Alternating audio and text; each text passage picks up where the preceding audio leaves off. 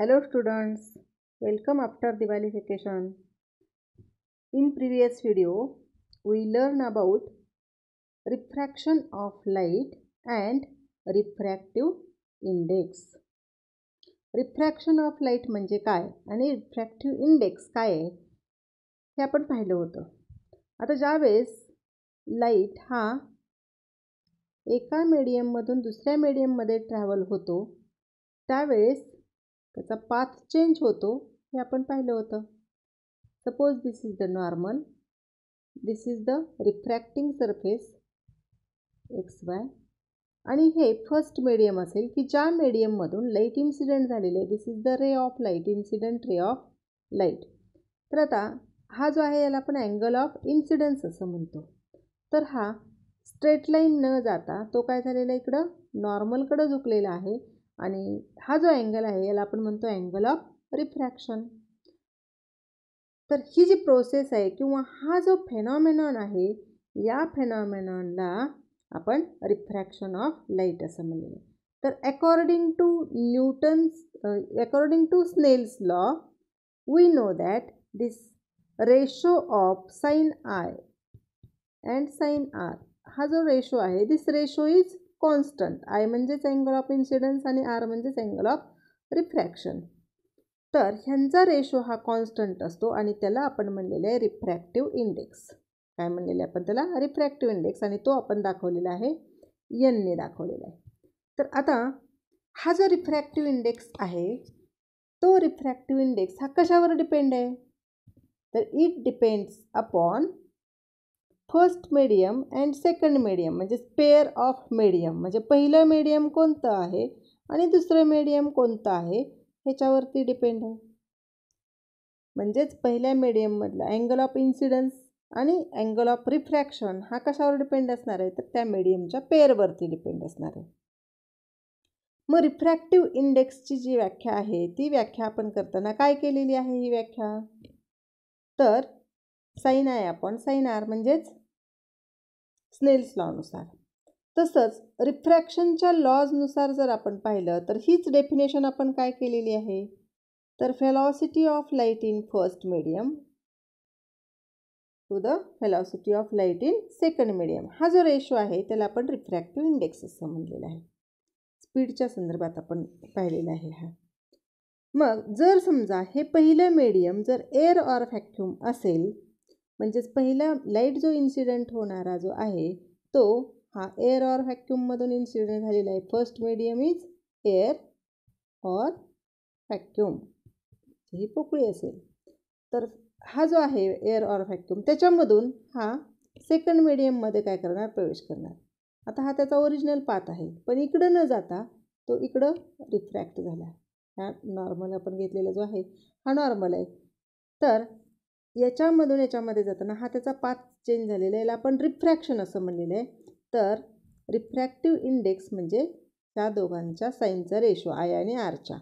आणि रिफ्रॅक्शनच्या लॉजनुसार पहिल्या मीडियममधला स्पीड आणि दुसऱ्या मीडियममधला स्पीड यांचा ratio. Suppose V1 is the velocity in first medium and V2 is the velocity in second medium then N is equal to V1 upon V2. मग absolute refractive index हे कशाला म्हणायचं. जर हे पहिलं जे मीडियम आहे ते एअर ऑर व्हॅक्यूम असेल मग speed of light in air or vacuum is denoted by C. कशाने दाखवतो आपण तो Cने दाखवतो आणि मीडियममधला स्पीड जो आहे तो आपण Vने दाखवतो. म्हणजे स्पेशली लाईटच्या व्हेलॉसिटीसाठी आपण C हे लेटर वापरतो. V is the speed. Any speed कुठलाही आपल्याला पार्टिकलचा स्पीड दाखवायचं असेल तर तो Vने दाखवतो आणि जर लाईटचा स्पीड स्पेशली आपल्याला दाखवायचा असेल तर तो आपण Cने दाखवतो. म्हणजेच N is equal to C upon V. C is the velocity of light in air or vacuum. हा एअर ऑर व्हॅक्यूममधला जो स्पीड आहे याला आपण काय म्हणतो स्पीड जो आहे त्याच्या रिस्पेक्टमध्ये जर आपण घेतला सेकंड मीडियमचा रिफ्रॅक्टिव्ह इंडेक्स तर त्याला काय म्हणायचं ॲब्सोल्यूट रिफ्रॅक्टिव्ह इंडेक्स. म्हणून ॲब्सोल्यूट रिफ्रॅक्टिव्ह इंडेक्सची डेफिनेशन आपल्याला दोन प्रकारे करता येईल. म्हणजेच refractive index of any medium with respect to refractive index of first medium which is air or vacuum. याला म्हणायचं ॲब्सोल्यूट रिफ्रॅक्टिव्ह इंडेक्स. किंवा हीच डेफिनेशन आपल्याला कशी करता येईल, the ratio of speed of light in air or vacuum to the speed of light in any given medium. म्हणजे जे दिलेलं मीडियम असेल तर त्यामधली व्हेलॉसिटी म्हणजेच एन इज इक्वल टू काय घेता येतं आपल्याला इथं सी अपॉन फी असं घेता येईल आपल्याला. म्हणजेच इथं आपल्याला काय दाखवता येईल, इथं N is equal to C upon V. आता आपण हा जो घेतलेला रिफ्रॅक्टिव्ह इंडेक्स आहे तो कुणाच्या रिस्पेक्टमध्ये घेतलेला आहे, तर एअर ऑर व्हॅक्यूमच्या रिस्पेक्टमध्ये घेतलेला आहे. पण जर का आपण हा रिफ्रॅक्टिव्ह इंडेक्स हा एअर ऑर व्हॅक्यूमच्या रिस्पेक्टमध्ये न घेता जर तो आपण एनी मीडियमच्या रिस्पेक्टमध्ये घेतला, म्हणजेच पहिलं मीडियम हे other than air or vacuum जर असेल, तर पहिलं medium other than air or vacuum म्हणजे ज्यावेळेस लाईट हा फर्स्ट मीडियममधून इथून इन्सिडेंट होतो, तो सेकंड मीडियममध्ये ट्रॅव्हल होतो, त्याचा ओरिजिनल पाथ पण तो इकडं न जाता इकडं जातो, फर्स्ट मीडियममधून सेकंड मीडियम. त्यावेळेस हे मीडियम काय असेल, तर it is not air or vacuum. First medium is not air or vacuum, म्हणजेच आपल्याला काय म्हणता येईल इथं other than air or vacuum. आणि first medium it may be air or vacuum or other than air or vacuum. Second medium कोणतंही असेल, हे एनी मीडियम असेल. तर ह्या मीडियमचा refractive index with respect to medium other than air or vacuum असा जर घेतला तर त्याला म्हणायचं रिलेटिव्ह रिफ्रॅक्टिव्ह इंडेक्स.